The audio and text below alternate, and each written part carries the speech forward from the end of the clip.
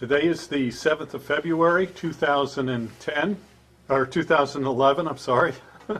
My name is Wayne Clark. I'm with the New York State Military Museum in Saratoga Springs, New York. We are at the American Legion Post in Margaretville, New York. Sir, for the record, would you please state your full name and date and place of birth, please? Okay. My name is Kurt, K-U-R-T, Holcher, H-O-L-C-H-E-R-R. Date of birth is August 27th, 1949. Place of birth was Germany. Was your father in the service? No. Okay. No.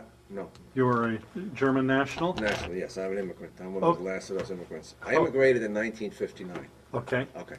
All right. So And so did you attend school in Germany?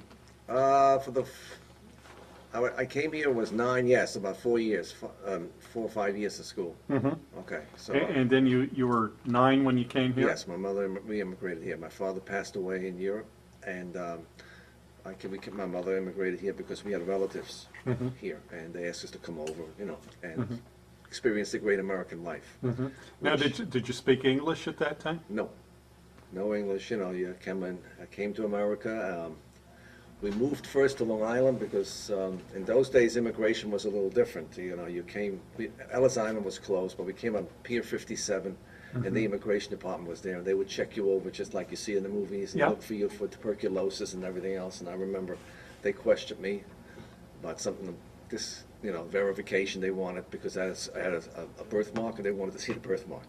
So it was an interesting time. It was, you appreciate it later.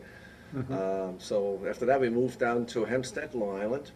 And we got there on Saturday. My mother had a job waiting for her at Monday. In those days, when you immigrated to America, you had to have a sponsor. You didn't just come in and, and take it from there. It's a little different. And she got a job, and that Monday morning, my sponsor, a good friend of my mother, who was responsible for us, took me to the local school. And I remember Mrs. Thompson took me in, and every day I got special education, you might say, a special program, what America is. I got Americanism program, the first of its, maybe first of its kind, I don't know. But whatever holidays there were, you learned about the 4th of July, you learned about the Constitution, you learned about American space program, I remember the X-15, and all this stuff that you became an American. What made America great, and this is something that still reflects on me today. Forget where you come from. This is in America, and this is who we are, and this is what it's all about. So it was kind of a different than, I don't know. Again, I feel a little different today. The culture, you have to accept the American culture. So that was done. So I got a good education, and she did teach me a lot of everything. Like I still remember the Thanksgiving Day. Who the pilgrims were, and what was it all about, So you learned American culture. That's, I think, call that being Americanized. And you graduated from high school? Yeah, I went. Then my mother then moved. We moved to Brooklyn because jobs were kind of scarce out there, and she got another opportunity to work in Brooklyn. So we moved over to Ridgewood, Queens, which was basically actually a German neighborhood. They had stores there that spoke. That's good or bad. It was like Little Italy. Down the road, there was all the Italian people. They had their own little culture and their own little, which was good and bad because you kind of gravitated to those areas.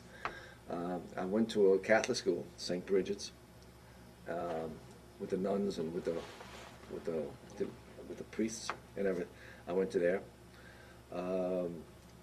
It was good, but it wasn't quite, you had to really catch up and stay there. You didn't get any extra help, so which was good because my first 6 or 8 months in the other school in Long Island really did prepare me for that, so it worked out good.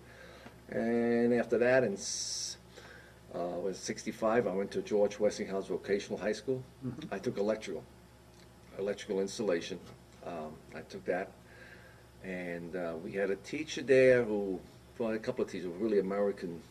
They taught us about the Vietnam War, their opinion, of course, a little bit more opinionized. And I had a vocational teacher who says, you should join the Navy. I says, well, when you get out, because you almost had to plan it, because once you got out, there was a draft. So you had a choice. You could either volunteer for different branches, like Marine Corps, and the Army, the Navy, the Air Force, or the draft would get you. And once, okay, so I decided, so under his guidance, he says, you got 4 years of, you took electrical for 3 years, actually. The Navy will take you and you can become a ship's electrician. That was good.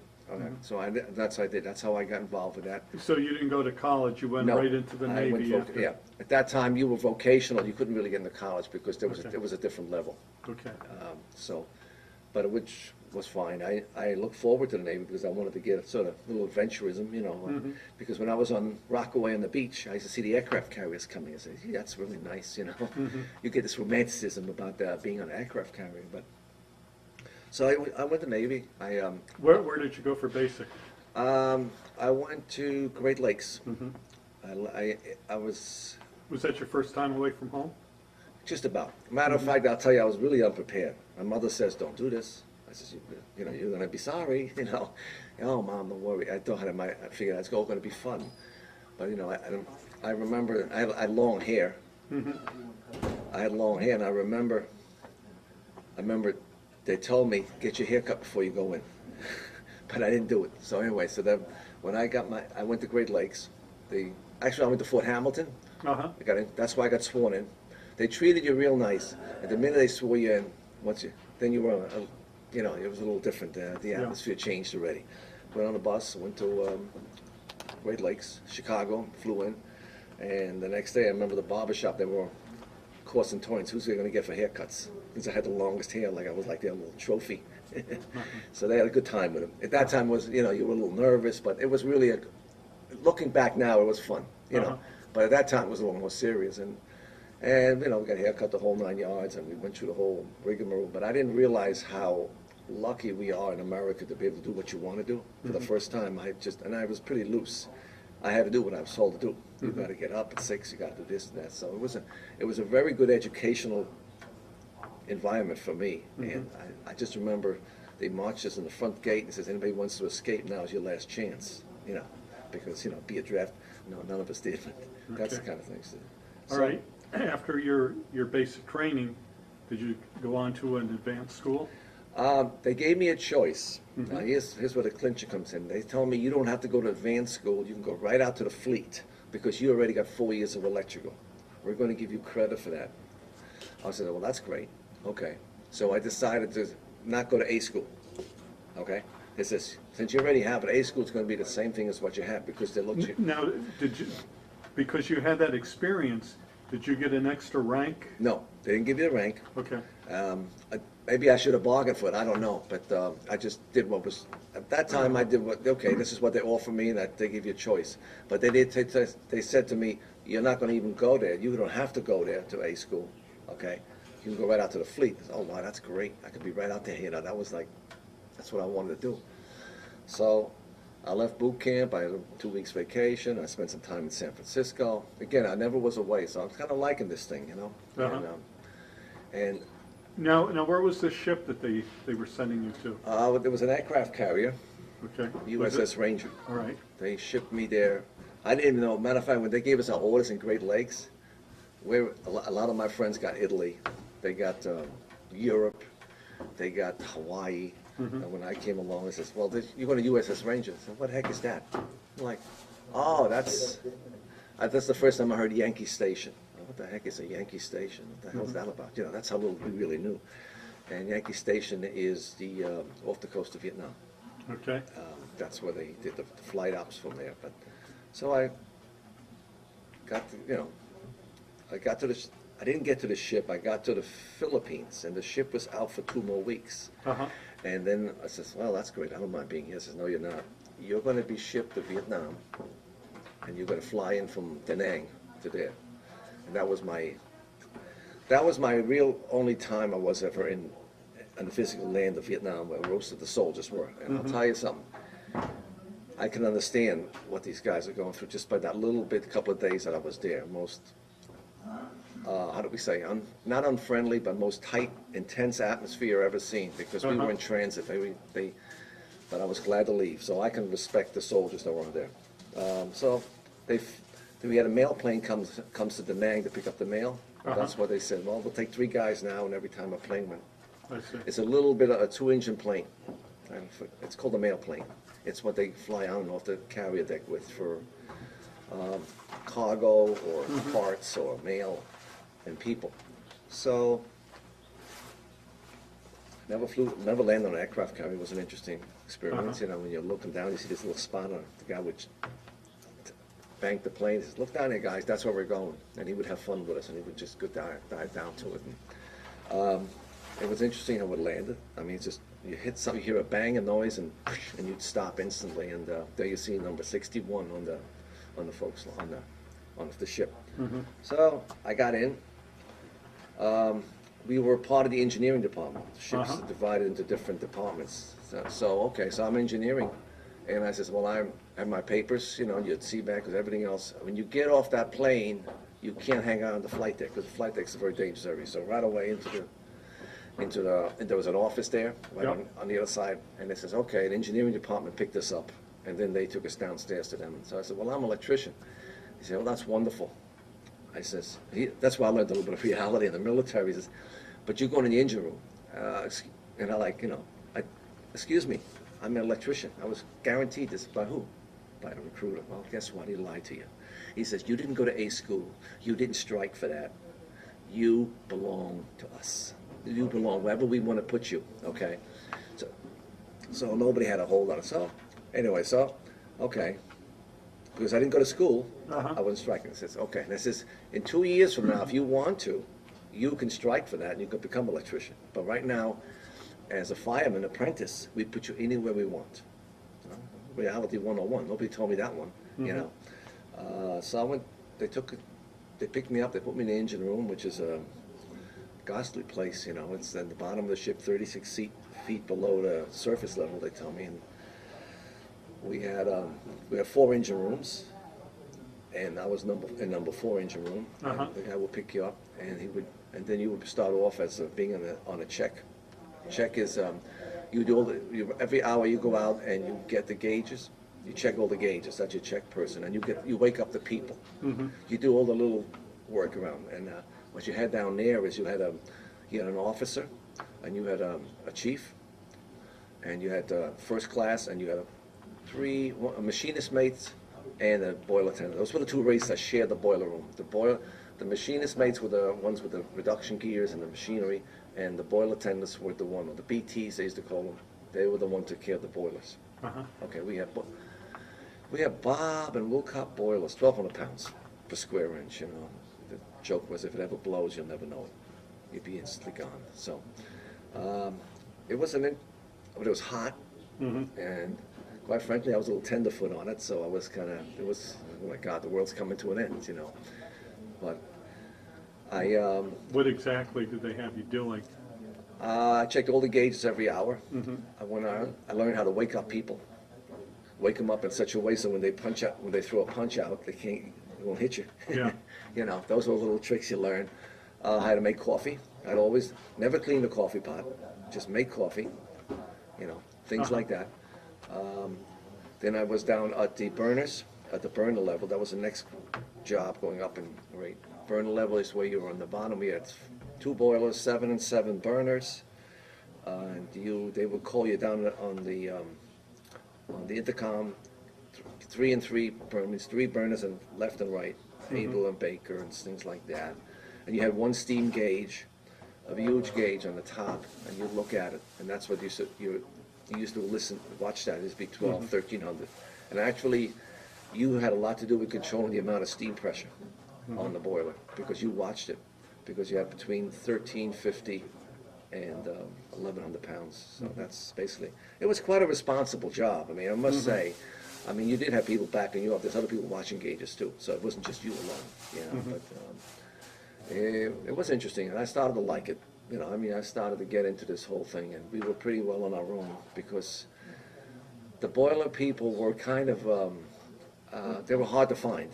At that time, the Navy was really going gung-ho with the steam, with the aircraft carriers in Vietnam, because we had air operations 12 hours a day. We would be there for about a month and a half, and we would go to the Philippines for R&R, 2 weeks, and then we go back to Yankee Station. And also, one time a year, we go to Hong Kong, and then we go to Yokosuka, Japan.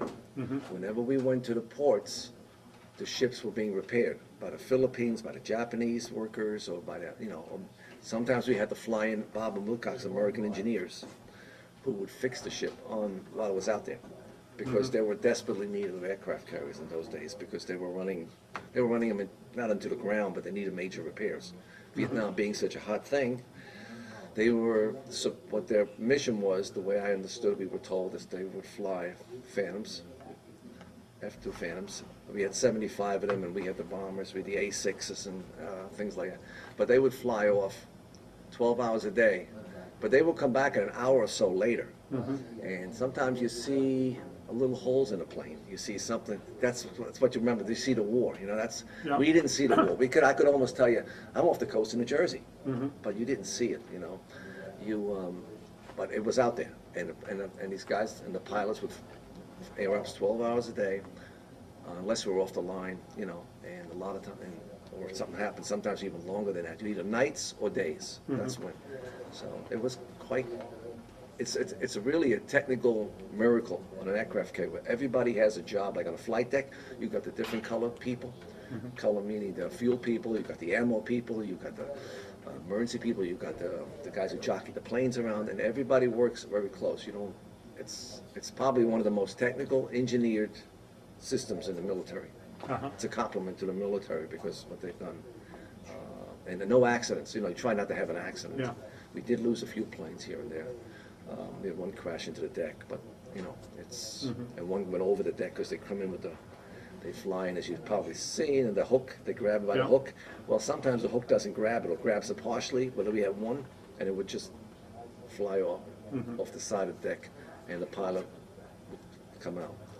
Or you'd have people that you have night ops. They come in at night, and all they see is little lights.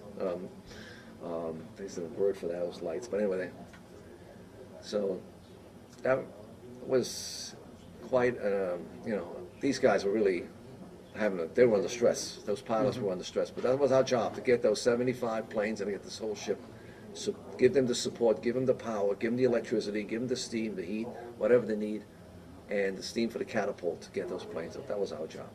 So that's where we were. Okay, and how long did you do that for? You were out there you were in the Navy for 4 years? No, I was in for 2. 2. I went in for 2, because they gave me an option with the reserve, and Vietnam was winding down, and they said you can do this and go into the reserve, or if you want, you can come back in and stay to 4. It doesn't matter. So I took the first option, so I come out and I can do 6 years of reserves. So I did that, and the war. And actually, I wanted to first go into the Seabees, but there was no opening because they were winding it down. So the Seabees, there was no opening. So that's why I took the carriers. All right, so you got out of you did your 2 years. You got out. Where were you discharged from? New York City. They flew me back home, and now and I had to report to the reserve center. So much time. I had to report to the reserve center, and big bunch of guys, and there was an opportunity for me to join the Seabees, which is the naval construction. So I decided to go from there from the boilers to the engine room, you might say, into the Seabees. Okay. Although what I learned in the Navy on the ships, I worked for Giffords Oil, which was heating, commercial heating, and I worked for them. So what I learned in the Navy is what got me a job when I got out. They right away they grabbed me. So yeah, we can use you. Con Edison could have used it too. I'd applied for them, and there were openings, but for some reason, history is life being what it is. I didn't take that job. So there was a lot of opportunities, education from your military that carried over and paid off. Whatever you did paid off later on in civilian life. You see it all the time today. We had so. Okay. Just got an interesting story. That's Ralph. All right, and now, did you make use of the GI Bill? Yeah, I took advantage of it. I was going to go to Queens College, but I didn't want to do that because I was a hands-on. So went into this, when I went into the Seabees, we had all the heavy equipment, and I really liked that. Uh-huh. I liked that better than the boilers, you know. So I made a sort of I went at night school, the VA paid for it, for 4 years to Mac Boring, diesel school, heavy equipment diesel school. So every 2 nights, no, 1 night a week, it was over in Jersey, Union, New Jersey. I went over, you know, I took the courses over there and did all the stuff that I had to do, passed the course, and so I got an education out of my, you know, the government was very kind to me and allowed me to do that. They didn't just say you have to go to college. They said, well, that's vocational education. So they had those programs. I could have gone more into electrical, but it all worked together. It all works in one because electricity is everywhere, and we use that. The boiler is, you know, matter of fact, I just rewired my house. Go ahead, go on with the story. Oh, this? Well, the name? Oh, yeah, well, it was funny. It was not funny, but it was, they put us in a cattle cart, Yep. and they drove us around all day because they just wanted to keep us moving. They don't want us around because, yes, it's, you know, you guys are not familiar with it. We were not really that trained for combat, for Vietnam. We didn't get the advanced military training. So they would just tell us, this is what a bunker, if something happens, that's where you go in until somebody tells you to come out. Now, how long were you actually in Vietnam for? Oh, actually, it was in transit. It was 2 days. 2 days. About 2 days. Matter of fact, it was Thanksgiving Day, I believe, '69. And we went to the chow hall. And I found it just to show you how I wasn't really familiar with it. Everybody had a M16, or whatever the choice of weapon they had. In the chow hall, they were eating with it. This was like with them all the time. It was like they were like, gee, that's, you know, that's strange. You know, like, aren't these, what is this here, Dots? It wasn't because you had to really, everybody here was like on, you know, something happens, it was really an intense situation. So my hat's off to those people that had to stay in that environment. Yep. I was glad to leave. So I got the highest respect for those people because they really, and they were under very tense situations. But that's as far as I can say with that. So when I was appreciated coming back to the ship, and I always said I have a bed to sleep in. I never had a cold bed, you might say, you know, and I always had a meal where I see stories about these other guys, what they went through, you know. So we could never complain. I never complained about the hot boiler room. What the heck, you know, could be somewhere else. So I really appreciate it that way. And what we did in our support to them, hopefully. Now, when you did your 2 years in the Navy, what rank did you get out as? I got out as a boiler tender first, beat fireman. I was a fireman. Was that third like class. an E3 rank? or- E3. Yes. E3? Okay. Okay. Now, if I would have stayed in, I could have struck for my electrical. You see, I was out of the apprentice business. So it starts over an apprentice, and then you go for what you Right. want to strike for. Or if you come in with A school, you go there right away. Did they try to get you to re-enlist? Yeah. For? Oh, yeah. They offered us all kinds of good packages. Matter of fact, they were boiler tenders were the most desperate rates in the Navy because nobody really wanted to do that job. It was no glorified, you know, it was, and they needed people. They offered you $10,000, I think, to re-enlist and a guaranteed A school, and if you graduate within a year or two, a B school, in other words, another school. So you got a lot of opportunities, more than most, because you stuck this out. And by the way, the Navy I don't think has boiler tenders anymore. They're phased out. I'm not sure, but at that time they were like very critical rate. It was a critical rate. Yeah. Okay. So you spent the rest of your time in the Seabees, or? Oh yeah. Then I got back. When I got out, I went to the Seabees at Camp Smith. Oh, okay. It was a weekend, and every 1 weekend a month. We were down at 56th Street Reserve Center in Brooklyn, right by the pier, which was closed now. That we went there, and then we went to where is it? What the heck? We went to what's the airfield in Brooklyn? Oh, geez. I don't Okay. know. Anyway, we went to Floyd Benefield. I'm sorry, Okay. Floyd Benefield. We were stationed there, and then we went to Poughkeepsie. You know, we became a unit. The government issued us the equipment, and we became and Naval Mobile Construction Battalion 13 was commissioned again, and they moved in Poughkeepsie, and that's where we stayed. Now, when you did your 2 weeks duty in the summertime, it was you go to places like Camp Smith, or did you go? You went to Camp Smith. We went to Watertown. Okay. We did winter training. We did advanced base training. We went to Mississippi. We did jungle base training. We went to Camp Lejeune. Yeah. Again, advanced. We built bunkers, and Marines would simulate an attack on us, and we'd learn. And we also take. We actually then took infantry training. I took it then. Then we had to take. The military realized that the construction people didn't have any military training. Military meaning firing, tactical military. And then they incorporated that. So that's why we went with the Marine Corps, because the Marine Corps says you belong to us. The Navy wasn't, weren't even so sure. There was a time where they were thinking about getting rid of the Seabees in engineering. So the Marine Corps said no, and if anything, we'll take them. And we felt almost closer to the Marine Corps because they were the combat. And they would go in, and which they've done in World War II, by the way. They would land on an island, Right. and the Seabees would come in later and make the runways and give them the housing to support the base, advanced base. And they said, we want them, but just like the Army Corps of Engineers. The Army has the Army Corps of Engineers, the CB has theirs. And so we did get combat training, for 2 weeks out in the boonies in Mississippi, or, for instance, Camp Swampy. Or, for instance, we went out to Camp Lejeune, and we got the military, the Marine Corps end of it, that. So we did fall into them. So you retired after 20?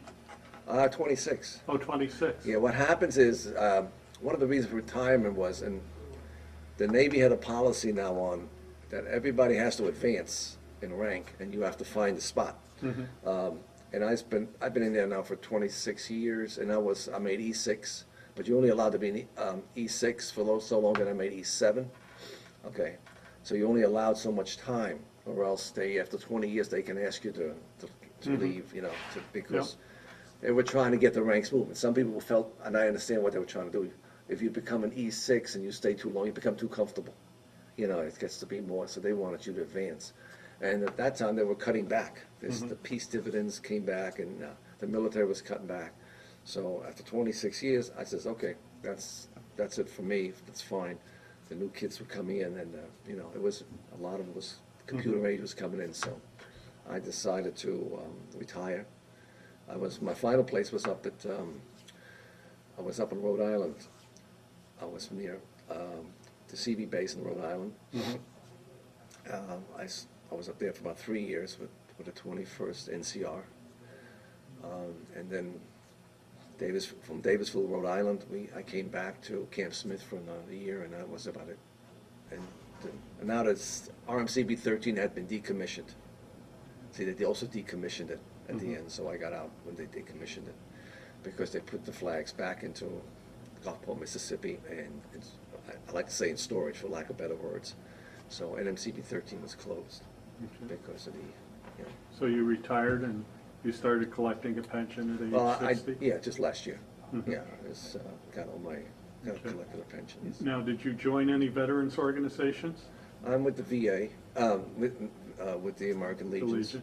Okay. I do oratorical for the kids. I do that. I was a county commander. I was a post commander here, county commander, and now I'm just doing the American Legion oratorical for Delaware County. That's basically where I am right now. Okay. And I do other little things around the neighborhood. Do you attend any reunions or anything? I haven't yet. I'm going to go look into it more. I'm getting more. I look back now and I have a different attitude. At that time, I didn't care too much about it. I don't know how to say that. Matter of fact, nobody knows my story. They, it's not a glory story, but yeah. Yeah, I like to get back. I like to go on. I went on the internet for the USS Ranger, and they went to the whole where the ship was and everything else, and what happened. It's been decommissioned. It's gone now. Yeah. So yeah, I'd like to get back in a reunion and see if I can find some of these people. They were good friends of mine, and it'd be interesting to see the different personality, how they turned out. So. Yeah. How do you think your time in the service changed or affected your life?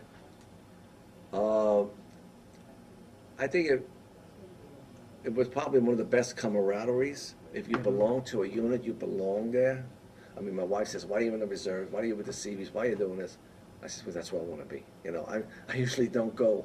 I'm usually not very pushy on things. Or I usually consolidate and talk. I says, "No, my opinion is I was in this unit before met you, and I'm going to stay in it.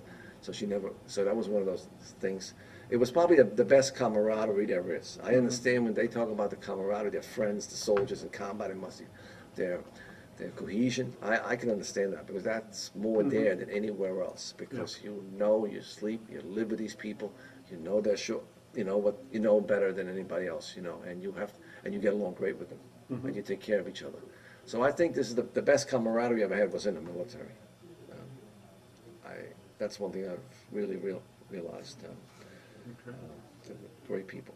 They were great, and they were just like you, just getting through, you know. But you all worked together. You did what you had to do, and then some, you know. And it's kind of funny when you went on Liberty and you know, you would go into a bar and something, or, you know, wherever you socialize, and you know, you make jokes with a Marine guy, but when somebody went after the Marine guy, you defended him. You know what I mean? He was still, but you always, when this back and forth little thing we always had between the different services, but when something went wrong and they needed help, you were there. There was no, you know, you were with us. You know, you were all together in this. So there was no, well, he's just an Air Force guy. No, none of that stuff. So I really, that's what I liked about it. You know, we were, when it comes down to, when there was nothing to do, we'd argue with each other.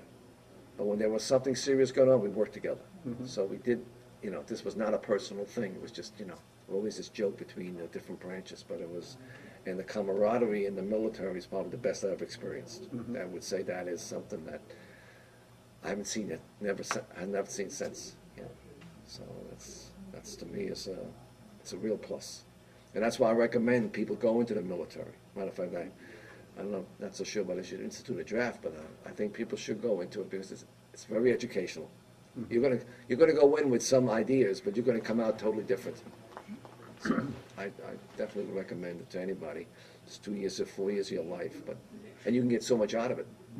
You have so much opportunity. Nowhere else do you get the opportunity, as in the service, or you know, and things like that. So I would recommend it. All right. Well, thank you very much for your I talked interview. too much already.